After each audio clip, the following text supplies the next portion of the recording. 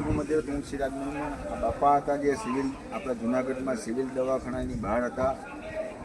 એમને અત્યારે હું ઘરે લઈ ગયો નવલાવ્યા પ્રેસ કરીને અત્યારે હું આશ્રમમાં લઈ આવ્યો છું. જે આશ્રમ મેંદેરાની બાજુમાં છે. આપણે સમઢિયાળા ગામ છે. સમઢિયાળા ગામની અંદર બાપુનો આશ્રમ છે. બાપુના આશ્રમમાં મૂકવા આવ્યો છું હું. બસ હું કરી મૂકજો પછી